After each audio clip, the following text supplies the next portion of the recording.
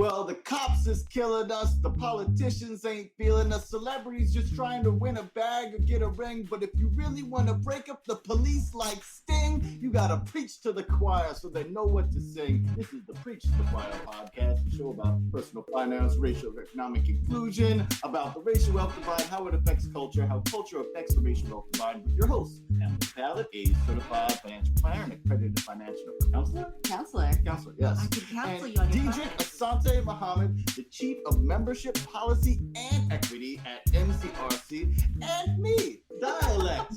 And you. You. I do some stuff too. I just wrote an article for Teach for America. You can go check it out. I'm the Director of Pedagogy at Pockets Change, and we're here to do our thing. Preach to the Choir is part of the Race and Wealth Network. Hello, everybody. Thank you all for tuning in. What's up, Dedrick? I know it shows my age, but I love that break up the police like Sting.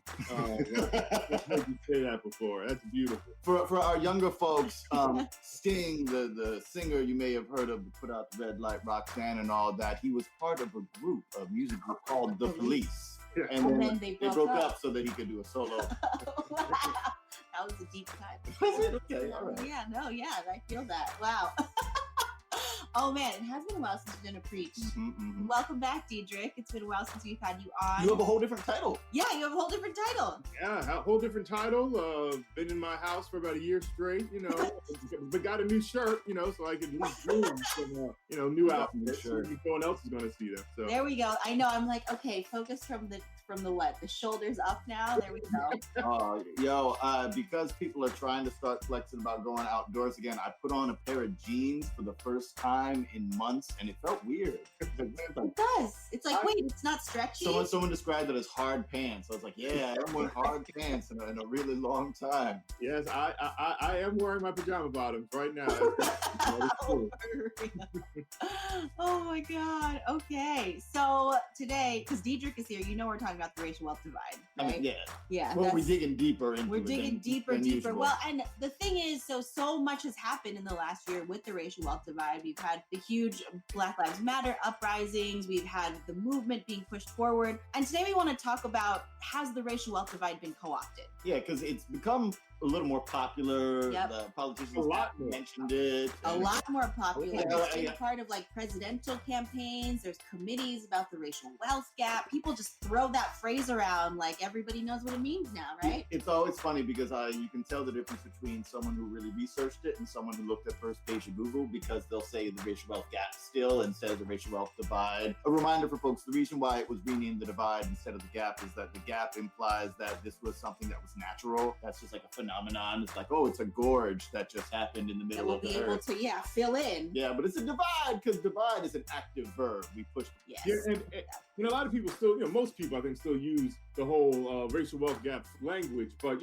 one thing I found interesting is, back in the day when I was looking up racial economic inequality, everything that would come up would be about income. If anything came up, it would be about income. Mm-hmm. And now I was like, what is the income inequality right now between blacks and whites, Latinos and whites? And I put in racial income gap. What comes up is a series of articles on the racial wealth gap, the racial wealth divide. It just shows how much things have shifted into what's popular in the press.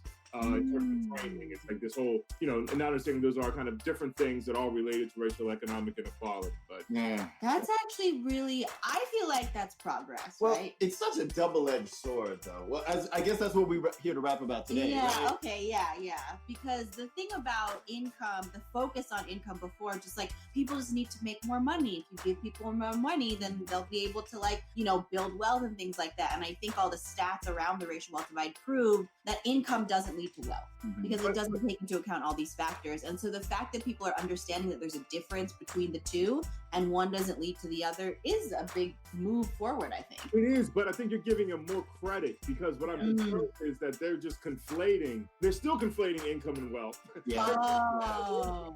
Now saying wealth, and before they said income and forgot wealth, right? And they forgot wealth. Yeah, So yeah. Got it. Yeah. So they didn't connect the two. They just replaced one with the other. Well, and a lot of Go ahead. a lot of the argument against it also has not really changed too much materially. It used to be, Well, what are you talking about?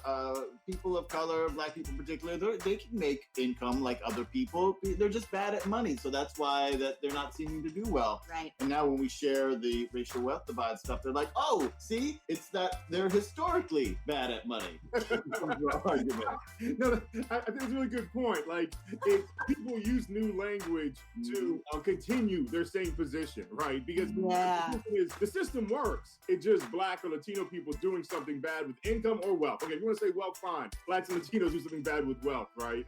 But, I think one concern I have also is that, it's some of my friends who in the racial wealth gap, racial wealth divide field are like, let's not focus on income so much, let's focus on wealth. But the income inequality hasn't really bridged either, right? Like, it's still, blacks and Latinos still make about 60-something cents on every dollar that white makes in terms of income, right? Now, they have much less in terms of wealth, but I also, and we'll get into this a little bit, is I'm concerned that as everybody's embracing the racial wealth divide, racial wealth gap, that they will do what they did with racial income inequality and think it's like a magic word, just like abracadabra. Like, if you say it enough, that means the magic happened and it's solved, versus that it actually is, getting addressed. Because I didn't want people just to talk about the racial wealth divide. I wanted them to talk about it so we could bridge it. And that's the really hard part. Yeah, I'm completely blanking on who was saying this. I forget if this was an article or just social media, but there was this mention about how politicians are using the phrase, the word systemic, and just think like the phrase systemic, anything systemic racism and all that, but without actually referring to the systems themselves. Specific systems themselves. Which is funny because, like, good point. You and me, and I guess you're much more involved in policy than we've been, but like, as lay people, we can be like, hey, these systems, and we mean like several things, and it's cool and all. But when you're a politician, like that's you're in the system. Your job is to do you can't just be like they. It's not they. It's you. That's a really important point that they're talking about systemic racism. These people of the system that is maintaining systemic racism are like saying yes, and we're going to solve systemic racism like it's an outside thing. Versus we are representatives of the system, so we have to change the system we are in. Right? That's a really good point. Yeah, I was going to say, this is a artsy related thing. It's scary because people try to say that we're living in idiocracy, and now more and more I'm like, is it the Hunger Games? I think it's the Hunger Games. Yeah. Well, and I think too, when it comes to things like co-opting a phrase like the racial wealth divide, and politicians like putting themselves outside of the thing they're actually in, it does feel like, oh, now we all have this common enemy that's over here. It's the racial wealth divide. It's income inequality. It's whatever the like du jour of the day is, right? Du jour of the day, yes. Of the day is, yeah. But it is whatever that hot phrase is like, no, this is our big enemy over here. And this is the enemy that is going to galvanize like POC to vote for me. So I'm going to say it a bunch, right? And is this really where the co-opting happens? Well, I agree with you, although I blanked out a little bit because you're saying du jour, I started thinking of what would be a good thing, and maybe and business people out there, if you want to start a business, Dijon du jour, it would be a different mustard of the day. Mustard of the day. Send it up subscription. New business idea, back everybody. to the topic again. One of these examples of co-optation that you all brought me to awareness of, and I even forget how we got into the conversation. I think y'all brought me awareness of this, right? Was this Apple Black Unity Watch? Oh, yeah. We were watching that. We saw an unboxing video. It was one of those tech unboxing videos. We were trying to I hadn't seen the ones where they open up 80 boxes before. So I was like, let me see, what is the deal with this? We were watching this cat who was doing a tech unboxing video, and it was, I think it was supposedly like, who knows what's inside? It was, yeah. Clearly, it was sponsored. It was the first thing they opened. It was like at the bottom of the file. He was like, I picked this one. Yeah. And he pulls it out, and he was like, Apple has this Black Unity watch they put out for Black History Month. It was a Black dude, the YouTuber, so it wasn't like, oh, it's just this random person who's like, oh, I'm not Black, but I got a Black Unity watch. Like, I'm pretty sure they found like big Black unboxing influencer, and they sent him the Black Unity watch. I would love to be the big Black boxing influencer. That's very name. It's kind of like Big Black Box or whatever like I was on MTV. Yeah, the big Black boxing influencer. Yes.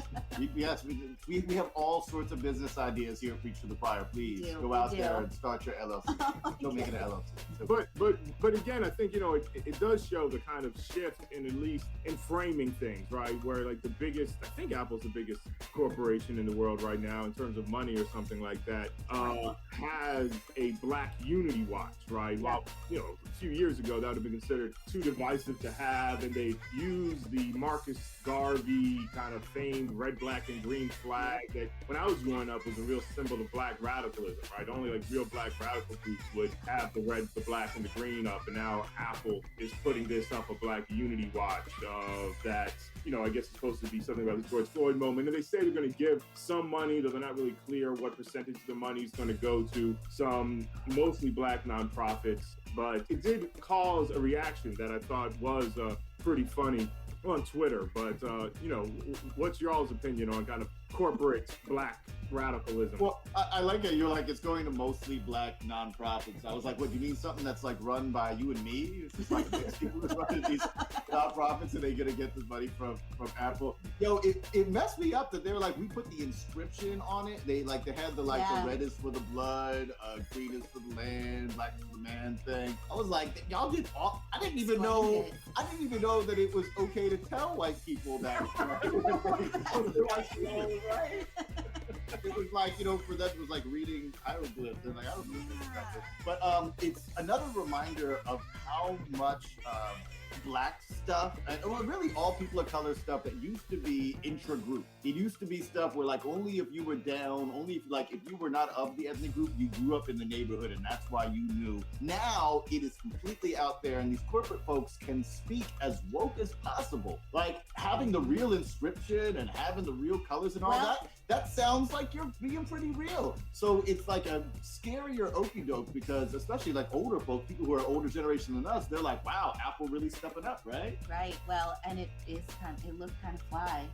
I'm trying to be nice. It was nice. They're good at design. That was their whole thing. Was they were like, hey, what if computers had color? And that was like their opening thing. Right. No, for sure. Well, and I think it is a scary thing. I remember a couple years ago we did a show on we do our annual boycotting show, and I think a lot of the things that we talked about were these corporations standing up, right, for Black Lives Matter, like Nike featuring Colin Kaepernick and Serena Williams, and putting money into them. And putting lots of money into them, and what does that mean, right? What does that mean when a corporation like Nike does that? Does that mean they're part of the movement, or does that mean they're following a trend? They're like, oh, we need to get this market. Well, don't forget when Pepsi ended racism, so Oh, there you go.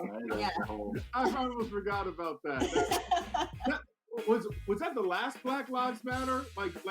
Yeah, this is some years ago at this point. Yeah. Yeah, the Pepsi thing, that was 2016, 2017. Yeah. I forget who the celebrity was, but Kylie Jenner. Well, she's like a grizzled veteran now. Yeah. She's been doing this a long time. Yeah, that was a rookie mistake she made for doing that commercial. Yeah. Actually, you bring a good point that, again, I think we all recognize appropriation isn't new, but that, they did this kind of Black Lives Matter, Black rebellion against police brutality appropriation. It blew up in their face a little bit in 2016 with that Pepsi commercial, but now we have a much broader one that, is, that's bigger. I mean, the design, the red, black, and green design, to me, reminded me of cross colors, right? Because in the 80s and 90s, if only a Black company would have a red, black, and green, design on it. And even then it was sometimes people were like, well, are they selling out by getting corporate dollars to do this red, black, and green stuff? But at least it still, was a symbol of Black-owned companies. And I think even I remember hearing the late 60s riots, some Black business owners would put up red, black, and green on their stores. They would put up a sign like Soul Brother to so when there were rebellions after King's assassination, people would say, well, this is a Black store. I'm not going to burn this down. I'm going to burn the oppressor stores down. So it's interesting to me that something that, could be so radical. And now, Apple has been trying to use it to kind of show their, quote unquote, people critique wokeness, right? Let me talk real quick about how authenticity is a thing about money.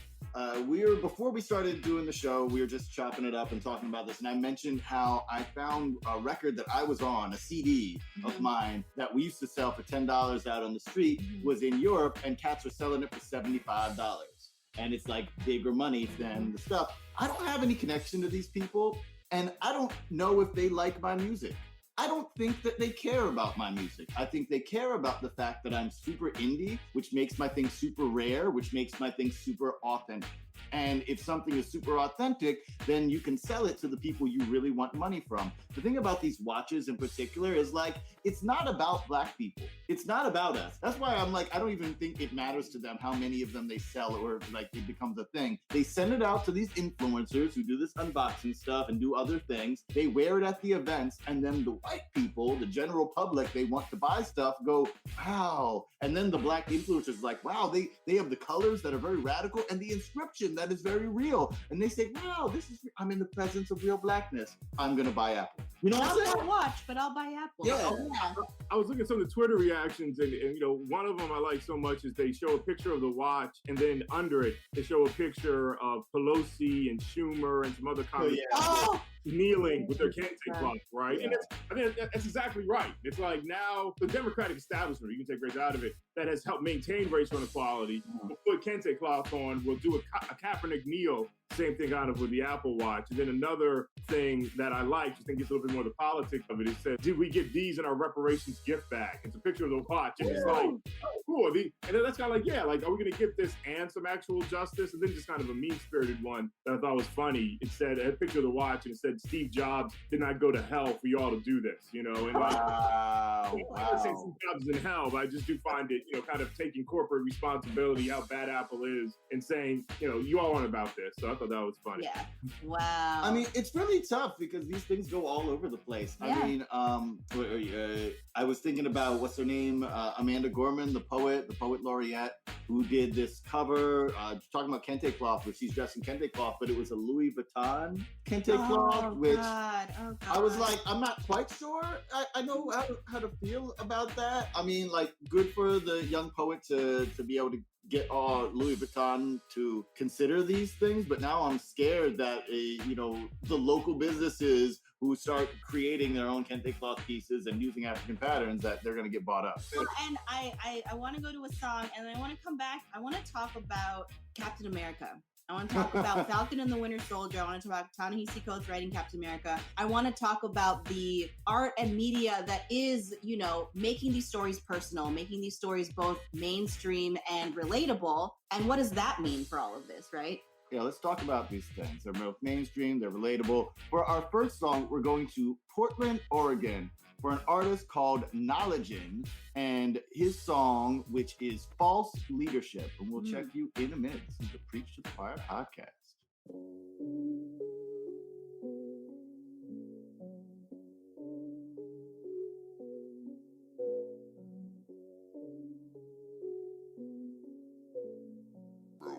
What's poppin'? Look around the crowd, I know the games. I don't know who goes and who should stay. This shit looking like a damn parade. Automatic fire gunplay. I've been dreaming about this my whole life. Bullets flying right between my sights. Conversation, no, nobody speaks. Same outfits every week. I'ma do something different, motherfucker. I'ma put a damn vest on, motherfucker. I'm a goddamn threat now, motherfucker. Go and shoot above the chest now, motherfucker. Hey, wait, let me explain. I got this shit in my veins. I want the money, the power, the fame. I want the blood to be spilled in my name. Hey, whoa. You think I'm a hostage? Fuck it, I'm right where I wanna be. I just put the mask on and I throw the flash out, and my team rolls up and unloads like we emptying a POD. Enough said, I'ma stick to the playbook. Hey rookie, won't you come with me? Let's take this over, become a family. Don't stand on the shoulders of who might bleed. Maybe I'm just diagnosed with the same damn shit as my own opponent. My enemies might take shots at me, but if they do, I can swear they won't live to own it. But we live in a place divided by sections. History says if you're causing attention, the GOV might come in clean and wipe you out like a damn infection. But I'm done trying to live by these fucking terms. I got a whole family that's so concerned. I might step back, watch the building burn, but across the street there's something else at work. He's saying more cash, I need it right now. Right now. Put it in the bag, Everybody fucking get down. Screw it, I'm not done. I pull out the shotgun, I slide to the left, creep up and I pop one. I'm sick of the dumb shit, I wanted to run shit. I'm taking all the money that you stole, headed off to the gunship. But I don't wanna say I did it because of money, but as soon as I saw an opportunity, I was running. You can label me a fake, a fraud, a thief. I'm the only one who stood for your beliefs. Look around the crowd, I know the games. I don't know who goes and who should stay. This shit looking like a damn parade. Automatic fire gunplay. gunplay. I've been dreaming about this my whole life. Bullets flying right between my sights. Conversation, no, nobody speaks. Same outfits every week. I'ma do something different, motherfucker. I'ma put a damn vest on, motherfucker. I'm a goddamn threat now, motherfucker. Go and shoot above the chest now, motherfucker. Hey, wait, let me explain. I got this shit in my veins. I want the money, the power, the fame. I want the blood to be spilled in my name. Hey, whoa, blood on my name. You think I'm a hostage? Fuck it, I'm right where I wanna be. Wanna be, wanna be, wanna be, wanna be, wanna be. Yeah, that was Knowledgein from Portland, Oregon. And you could tell he's one of them cats that is an activist, is out there in the streets. And it's like, I'm seeing all these cats running in, like trying to co-opt these movements. So I figured that was a appropriate jam for what we're talking about here. Thank you, Knowledge. Yes, welcome back, everybody. We are talking about, has the racial wealth divide been co-opted? We are talking about how corporations have co-opted the movement or have tried to be a part of the movement or capitalize on the movement. And when we were preparing for this show, something that came up was Ta-Nehisi Coates writing Captain America now and, putting in the Tuskegee experiment, analogs and things like that. And then... Well, that wasn't creative. Oh, that wasn't by him. No, okay. that was some years ago. The whole black Captain America thing. That was brought up and this is the thing is that, it's fairly recent. It's not like they wrote it in the 60s when it actually happened. Yeah, when it happened in the comics also, that's where they said it. Yeah. It's a recent comic, which is also, I think, partially a product of this. And this is part of the good thing of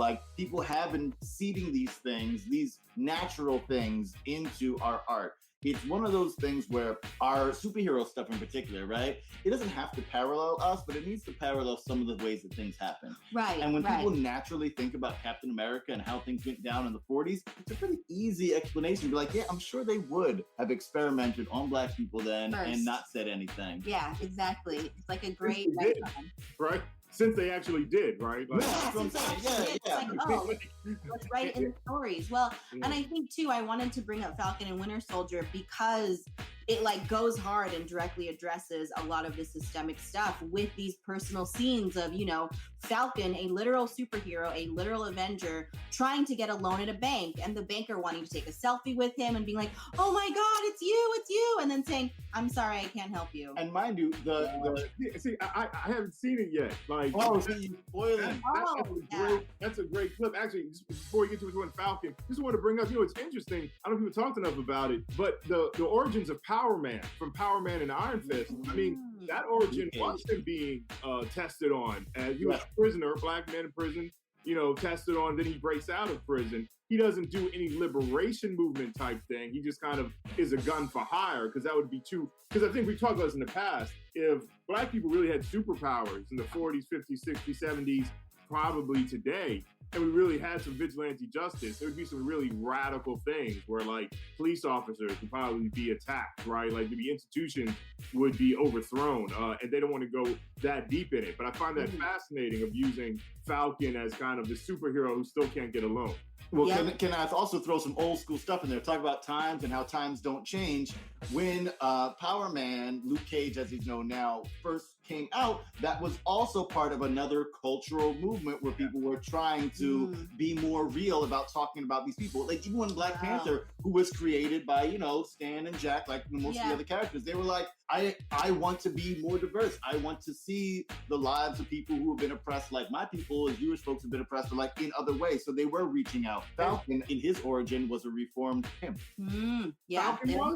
In this storyline. You know Falcon was a pimp? That was his original origin? No, that's interesting. No, because Power Man, you could tell the way he was dressed was so much of that black exploitation era type thing, And again, the Black Panther, we might have mentioned this previously, it is interesting that at one point they wanted to call Black Panther the something leopard or something like that. Yeah, the Black Leopard, Black Leopard, because the Black Panther Party emerged just coincidentally as the same time as the Black Panther comic book hero, and Black Panther Party was way too radical for something that Marvel and them want it associated with one of their superheroes. If I recall correctly, now we're getting really like some comic nerdy says we should get out for people's from You Don't Read Comics and stuff like that podcast to come on. But if I recall correctly, for like 5 or 6 issues, they did call him the Black Leopard. Yeah. Oh wow! So, Yeah, wow. before people were like, that just doesn't roll off the tongue. That's not a thing. Yeah. That's not A friend of mine, Todd Burrows, wrote a book on the Black Panther and its origin right before the big movie came out. That is one of the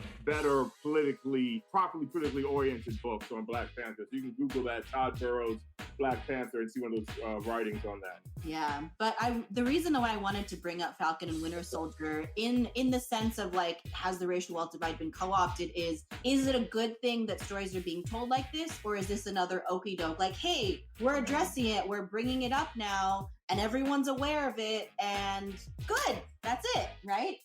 Yeah, I mean, there's like there is the malaise of information that's Yeah. become part of the information age. It's like and this is why a lot of your activisty type folks get agitated, because it's like, well, we're gonna make everybody aware of it, and it's like, how much awareness can we do? Yeah, it's all like breast cancer awareness. Like, how many times can you walk and run for people to be aware of breast cancer before we try and like eradicate it? Yeah, but you see, at least breast cancer awareness, like if everybody was doing, and maybe that's what some people are arguing is happening now, the breast cancer awareness, all the runnings and stuff was at least to raise money to do research. Yeah, I was gonna say in that. cancer, right? Like, I don't think we even need to do much research. If people are raising a whole bunch of money to actually bridge the racial wealth divide, I think that would be a more interesting thing. Now, some Right. Well, the reason why I bring up breast cancer awareness is because there have been critiques that the movement is just about awareness and not actually about. Well, and you're talking research. a lot about like Susan G. Comans, who are grifters, who like Yeah. spend a lot of their time suing people and being very proprietary.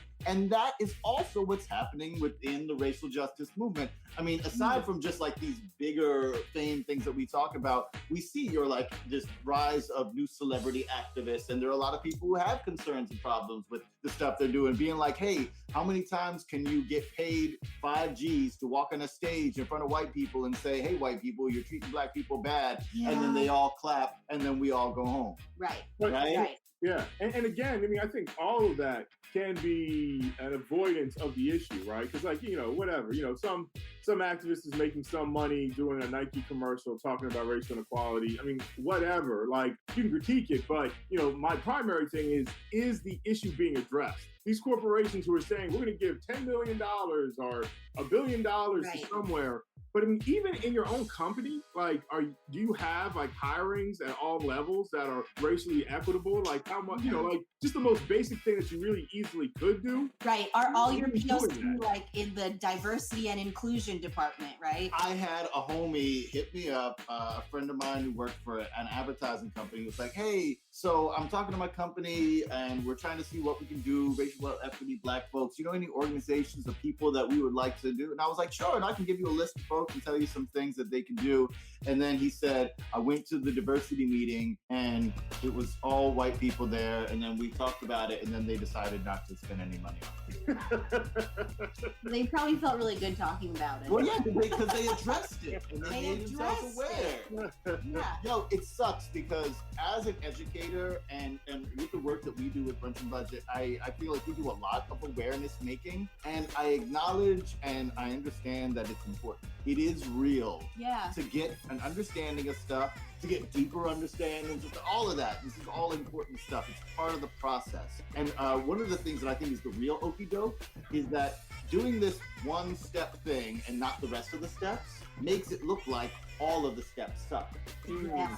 And it makes it look like what we do is window dressing. When we're saying, well, what we're doing is actually window dressing, come and look at the stuff under the window. We have to clean the windows before we get under there. Well, the trickiest part.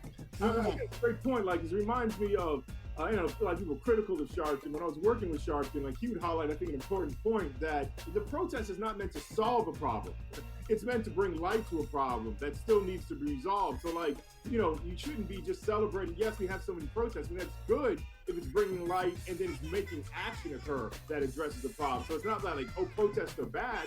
No, protests are good. It's just one small step of, a larger process of addressing something. And that's kind of think, it's one small step to start everybody say racial wealth divide, but now you take further steps in getting a better understanding on it. Are people really willing to take action? Are people really willing to do the redistribution of resources that is required to address this racial economic inequality that's at the foundation of our political economy?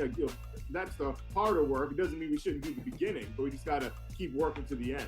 Well, I think that one of the reasons why we are stuck at the beginning is actually addressed in Dialect Show, Museum of Dead Words, right? Oh, is it? It is, yes. Well, this whole idea of the phrase racism and the word racism and how... Wait. Let Dedrick say. He said everything is addressed in my show. So you can say I said everything of substance is addressed in his Museum of Dead Words show. But go ahead. We're going to put it on as a testimonial. Say Just to your example, right, about like a bunch of white people on the diversity committee sitting in a room and addressing racism and talking about it. It's your whole thing about racism where it's gone from this like racism is a systemic thing to racism is an indictment on me as a person, right? So people don't want to be racist. White people in particular don't want to feel like they're racist or have any implication that they personally are racist. And so we keep staying at the beginning because the awareness part of it is the part that they're like, oh, I feel good now. I feel good about it. I don't feel racist personally because I talked about it. I addressed it. I'm on the diversity committee. I have all the optics around this and I'm still benefiting from the systemic racism that exists. So what do I need to change?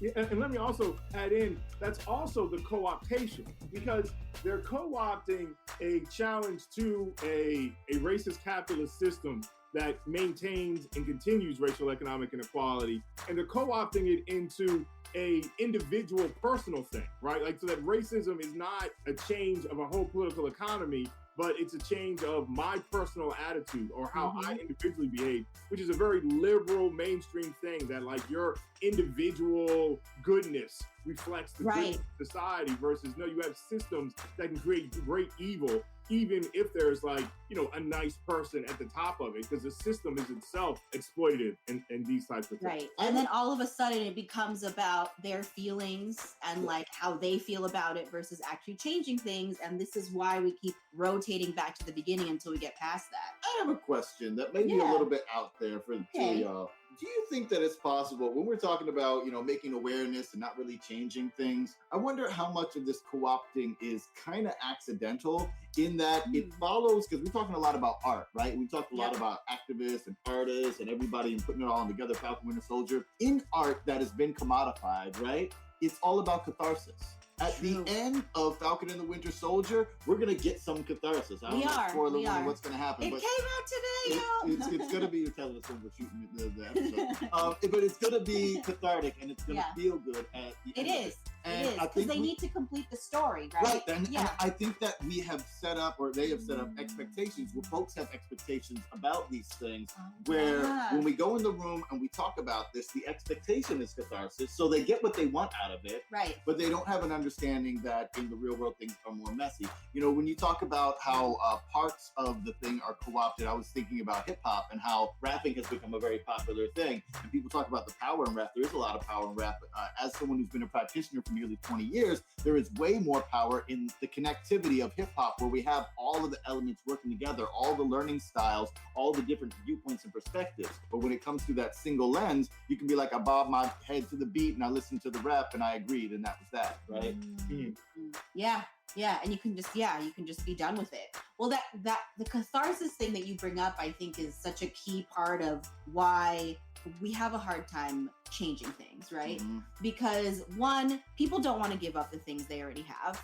We've also been told that everything we have has been earned, right? And that's been the narrative here. It's like individuals and bootstrap, everything that I have, I earned. I'm self-made. Like for like people like Kylie Jenner to like be on a cover as the first self-made billionaire, right? That's the narrative that we all want to hear, and that's the thing we all want to believe. And so this catharsis that we're looking for, this like completion, is something that also allows people to like keep what they have and feel good about it. No, that's right. Keep what they have, and even if you don't have much, keep at least the dream that you have that Yeah. you can be part of a system that promotes stuff. I mean, I think there's so we can spend a whole show on. I know this was brought up before, but Kylie Jenner being the first self-made billionaire. Like, what does that even mean? Like, if that's the model, that that is the first self-made millionaire. One, it's billionaire. marketing, right? Yes. One, it's a marketing thing, you know, to like, okay, you know, I get it. But like, two, as we're talking about comic-y kind of stuff, I remember there was a self-made billionaire. It wasn't Batman or Iron Man. They both inherited their wealth.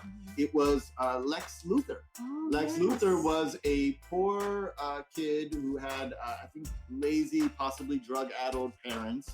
And that enraged him, so he murdered them and then went off on his entrepreneurial path to become a billionaire and eventually president of the United States. Okay, so you have to be a psychopath, is what you're saying. I'll say you have to be.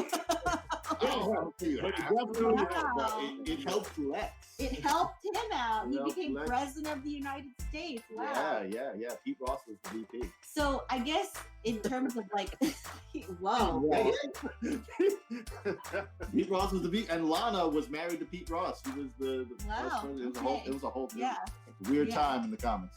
So in terms of co-opting the racial wealth divide and just all of this, did this all happen so that white people could feel better about all of these systems existing? You Like, think it's about feeling better? You think about I mean, to me, it seems like quelling, I guess if you mean by feeling better, quelling unrest and allowing commerce to continue as it goes. there was this like peak of awareness, right? Where like diversity and inclusion consultants were overbooked. They like couldn't handle their books. I'm so curious now. Yeah, we got more calls. We got more Yeah. calls. We got more calls. We got more Tons. followers. We got more people being like, "Oh my God, thank you for all the work you've been doing." All of that kind of stuff. A lot of the right? stuff that we would have to not have in our proposal, but would pull out during the workshop. Like, surprise to racial wealth divide. It's like, no, they're asking for it, right? And Yeah. I'm just curious, like, if those D&I consultants are still getting these calls, and you know, if that peak happens like at these movements and then kind of dies down again. We were listening to a podcast the other day about a Black sex worker advocate, and she straight up said, "The money is dry until another Black Lives Movement thing happens for us, Well, just and look, then we get money, and then we don't." just look at the Asian stuff that happened. Just Yeah, like that was like got really. stop Asian hate, and People then learned AAPI for the people first time. learned stories and like shared memes and all of this stuff, and I feel like in terms of the money and support for that, that's kind of dried up already. yeah, I mean, I get the feeling that it's still probably higher than where it was a year and a half ago. I mean, I think there has been more money in racial equity stuff, more and more with Trump in office, period. Because like, people, liberals establishment didn't like the way Trump was talking about race. He was an easy person to highlight racial inequality. It wasn't like having Obama in the White House. It was Right. very hard for people to gel with this idea that we have deep racial inequality and we have a Black president. So I think the money's increased. It's not as high as it was at the height of post George Floyd murder, what have you. You know, there is some increases, but I also want to highlight a little bit of the conspiracy kind of type thing about, you know, is this just being used to quell a disturbance? I mean, I don't think like people in a room are necessarily deciding that. I think that's how the system works. It's Right. like people see, okay, this is a hot topic, whatever it is. If it's patriotism during a war, grab it, right? If it's some type of politically correct white nationalism, we'll kind of grab it, right? If it's feminism, you know, we'll corporatize it, we'll grab it, we'll use it to sell a product. But then the people who are interpreting it are going to interpret it in a way that doesn't make you deal with the roots of the system, how deeply unequal society is, the radical changes for it. They're going to make it something that can be solved at the end of a commercial or at the end of a 30-minute show. You know, so it helps maintain the system. Even if people aren't conspiring in the back, that's what they're doing. They're part of a system that does that. I wonder if this is, as we're talking about how good or bad this thing is, I wonder if the big good thing of this is like there's an awareness stock market. You know, we talk about money and how stock market fell mad hard in 2008, but if you left the money in there, it's doing better because the stock market, like its floor always increases over time. And I wonder if, you know, and this is something I find when I talk to young people now of all backgrounds. It used to be just, you know, when I talk to Black kids who are in a certain area where they have certain educators or, you know, communities where they have a lot of different backgrounds. But now I can go into a college. I taught at a college the other day where it was predominantly white kids there, and I started talking about the systemic issues, and they were like, yeah, and this thing too, and the other thing. Wow. So there is part of me, the heartened part of me, that's like, maybe the whole awareness stock market is rising, and it makes it so that even though people corporatize, because like, yo, the reality is that in America, with capitalism having the stranglehold it does, it's gonna latch on to everything. It's that kind of parasite, right? But if they have to latch on to this now, is that a good thing if it means that the general person is now aware of a lot of the baseline issues and doesn't have to be dragged to step two? We keep talking about how step one is becoming a dog and pony show, but if that has them there and they're ready and they're now like, okay, I'm open to that, does that mean that we have the opportunity now to really get them ready for step two and step three and to go the fact further? that they can be critical of step one instead of having to have it explained to them, right? Where it's already part of them and they're like, okay, I know step one, I know how to critique it, and now I can move on to the next thing. That is, I mean, you're right. There are lots of young people who just like get it. But and I think that's positive. But again, like I look for measures of material change to really. I think if we just look at consciousness raising, I think we saw the civil rights movement, right? The mid 20th century civil rights movement did a lot to raise the consciousness around racial inequality. But we've seen in a lot of material ways, it hasn't done nearly as much as people would have expected. Yeah. Well, let's go to a song, come to our conclusions. Yeah, let's go to a song and then come back and then drop our final statements about where we're at. We're going to Fort Worth, Texas for a song from an artist named A-Roy, and it's about what everybody is jumping on, the bandwagon. Bounce, bounce, bounce. Yeah. Let me show y'all how I swag right quick. Whatever the hell that means. Yeah. I take a look at hip-hop and I'm fed up with it. It's supposed to be about music, not this sucker shit. I ain't a hipster, a gangster, or a backpacker. I ain't even a rapper, I just get it cracking. But most of these MCs, man, they getting whacker. They keep my homies laughing, but still we let them pass. We ain't the gatekeepers, I ain't the best in this. But bitch, I've been listening since I learned to take a piss. And I've been studying since Jazzy Jeff and the Fresh Prince. I seen the cycles, from bass to bounce to crunk to this. Swag, or any word you claim to name the movement. It ain't a movement, just a bunch of dudes that's dressing cool. Y'all should've stayed in school, got a degree like me. So when you fall off, you won't have to go back home to sleep. Back to your mama's couch, you write that life I ain't about. I seen the things you trying to do, you ain't even on the right route. I hear the same old songs, I see the same old styles. If one more hop on, it's gonna collapse to a pile. Cause I swear, you writers about to break the bandwagon. I swear, you writers about to break the bandwagon. With them same old songs and them same old styles. If one more hop on, it's gonna collapse to a pile. Cause I swear, you writers about to break the bandwagon. I swear, you writers about to break the bandwagon. The personalities among rappers today are so weird to me. Most of y'all are finicky, so I just tend to let you be. At times I'm critically acclaimed, but feeling criminally insane. Cause I don't recognize nobody out here real as me. See, rap is my religion, guess I take it too serious. I get this is a business, but it needs some criteria. Tired of people getting rap points for being cool. That's like assuming a dude is smart just cause he wears a suit. I try not to address these lanes unless they step into my space. Talk that shit up in my face, then I'll put you in your place. All this Twitter beef is weak, I ain't even from the street. But if somebody got an issue, be a grown-up, lose the tissue. You doing all that crying, man, while we supplying, man. We like the Greeks from The Wire, we conspiring daily to build our business with the right people. Dodging liars, snakes, and weasels, cause their hearts are full of evil. Don't be salty, cause I call it like I see it. Some of y'all is faulty, no, I wouldn't wanna be it. The reason is you're scared to be yourself, but that's all that you can be. Stop trying to be somebody else. I hear the same old songs, I see the same old styles. If one more hop on, it's gonna collapse to a pile. Cause I swear, you writers about to break the bandwagon. I swear, you writers about to break the bandwagon. With them same old songs and them same old styles. If one more hop on, it's gonna collapse to a pile. Cause I swear, you writers about to break the bandwagon. I swear, you writers about to break the bandwagon. Don't be mad cause cause you see me doing my thing. Nobody told you watching will put you at the top of the game. You measure success by your watch or the rocks in your chain. I measure mine by how many copies I got in the game, or how many girlies is jocking me, man. They love the way I match my polos with my fitted, sipping Henny, getting twisted. Who is it? That 6'4" nigga gifted. He make a conscious record sound so cool the way he spit it, and he also got them bangers for the whip. Man, really? The boy is so damn brilliant. He bout to make a killing, but I swear, homie, for me it's in the feeling. I'm never ever willing to sell my soul along with them show tickets. I do this for my homies out the view, for my frat at TCU, for all the ladies looking cute, for Funky Town and spit music. Whatever your flavor, we can do it. Why you think we call it that? We were around it, so holla back. I hear the same old songs, I see the same old styles. If one more hop on, it's gonna collapse to a pile. Cause I swear, you writers about to break the bandwagon. I swear, you writers about to break the bandwagon.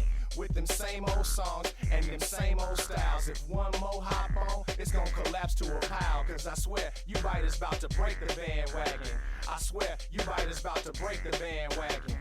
Yeah. A-Roy out of Fort Worth with the bandwagon. I didn't know we were adding a dance segment. I should have brought my girls up here and they would have had a good time. Yo, it's funny because that's like it felt like it's not like a dance joint because he's so serious on it, but like the beat box.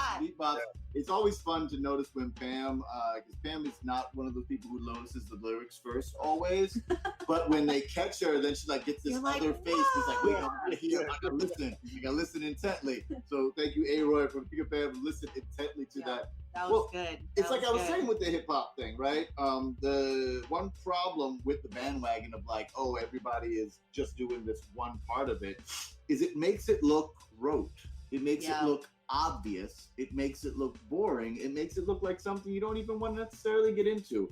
And as I know, before the break, it was like, oh, maybe there's good things. But my realist concern is that folks are going to think it's ineffective. As a hip hop educator, I've seen a lot of people use hip hop, I don't know, accoutrement to make their class more exciting. Like a lot of times people will add a rap thing to it. And it'd be like, I made a rap song for you to learn about the 50 states. And that's not hip hop education. That's rhyming mnemonic, right? Using rhyme is useful in small ways. But hip hop pedagogy, hip hop education is actually much deeper and does a lot more for you. But what's shown is that you do this thing, it's mildly effective, it's fine, throw a couple of bucks at it and then leave it alone. Don't let it do more so that it can actually change things. Yeah. Well, okay. It's the end of the show. Are we gonna have some catharsis, or are we gonna?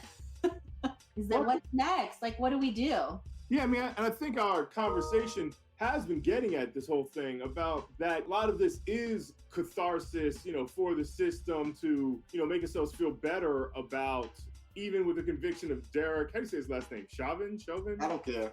Okay, exactly. Officer that killed George Floyd, I think that made some people feel better, but I think activists are out there, but what's really going to change in our criminal justice system? And I think, what's next is what was next, last year or, tomorrow or yesterday, is that now we're really going to bridge the unemployment inequality, right? That racially occurs, home ownership, wealth inequality. What does it take? There's, we did 2 or 3 years ago with the Institute for Policy Studies, 10 policy solutions to help bridge the racial wealth divide, right? Like, so, we need to continue doing that hard work. And if Apple's going to have an Apple Unity Watch, and I would love for some listener to let us know. I can't tell if Apple actually shut down the watch because so many people critiqued it, or if they actually released it. So if anyone has that information, please email or dialect and let us know if it was canceled. I see different blog posts on that. But the work is the same. And I think, what we have to be motivated to do is actually see the material concrete changes and not just have cool red, black, and green, cross-colored, inspired watches and shirts, but we actually see some Black, liberation occurring, or Latino liberation, or Native American, or whatever the case may be. So how do we get to the point then where, because I think that the reason why a lot of this happens goes back to what people are and are not willing to give up materially, right? Well, it's about all what you give up. The thing you just said about the cop getting convicted and thrown to jail, we've been talking about mass incarceration and the anti-carceral movement for a minute now. And now it's like, oh, it's okay if we just shove a cop in there too. Right. So it's Just an example. so that he can be sacrificed so that the system keeps on going. Right. And that's the thing. It's like materially, it'll look like something's happening because we took someone and gave them some accountability, but all we do is process them through the same system that we're processing folks. Well, it's interesting, like, because again, to materially to me would mean not a individual example of, but would mean as a whole, just like there are more individual examples of high income Black people or, you know, whatever the issue is. But overall, do we see that material change occurring? Well, the biggest thing that I see people most upset by or just like most resistant to is like just giving people things. You can't have universal basic income. You can't just give people money. You can't just give people housing. You can't just give people these things. People are so enraged by even the concept of welfare. Like, how do you get people over that hump of everything needs to be earned? You need to work hard for everything that you have. And maybe we turn that corner a little bit with COVID. I don't know how long we're going to keep that turning, but where we're sending out, we have sent out a few $1,000 checks at different times throughout the year to help people during COVID, because people recognized there was something that was affecting people's ability to, you know, provide for themselves, and that the government should support them get through this. If we can have that same understanding that we have deep racial economic inequality, we have great concentrations of wealth, and that government needs to also help the average person get through these things and actually make this more of a redistribution of resources so we don't concentrate wealth so much. You know, that's what we're pushing for, you know, and we've got to keep doing the work we have been doing, and hopefully people think of new innovative ways to do some new work that can help push things forward. I got a little bit of a conclusion, and it's only for one group. I saw your face. You saw me working it out. He's like in the shadows with his hat. Okay. So, artists, because those are who I think we can really talk to about this thing. Artists, I have a question and an imploration for y'all. When you are making your art, you know that metaphor plays heavily into the thing that you do. What is your metaphor intended to make happen? What is the end result from your metaphor? Not what is it revealing, not what is it referencing, but what is the end result? And as we were talking about like Marvel stuff, I think about how the Black Panther movie and the Thor Ragnarok movie came out around the same time, and they were trying to do very different things. Black Panther was trying to show powerful, sustainable, self-efficable Black people in a place in Africa, and they wanted to show images. They were willing to let go of a lot of the policy movement type of stuff with their kind of like fizzle out ending with the STEM thing. Right. Their metaphor was empowerment through imagery versus Thor Ragnarok, which I think affected me even deeper because their metaphor was about these people who had been oppressors learning that they can be refugees too. You know, there's a line that said like Asgard is a people, not a place. Right. And you know, the Maori director who made that, I'm like sure that that's something that his auntie or whoever told him growing up about his people. And I felt the metaphor there was so much active stuff going on there that I saw the parallels for me in my community and what I could do about it. So I asked you, I'm not saying one of those is worse than the other. I just was making an example of something that related to what we're talking about. So artists, I want y'all to be very specific and very intentional about what does the metaphor do? Not what does it highlight, but what does it do? What is the verb? That's all. All right. I like it. You got to preach to the choir so they know what to sing. There you go. You know what to sing now. Preach to the Choir is part of the Race and Wealth Network. We're on the Brunch and Budget podcast as well. Feel free to hate us, rate us, debate us, get us on all of the stuff. We're going to get out of here. Thank you so much for listening. Thank you, everybody. Peace.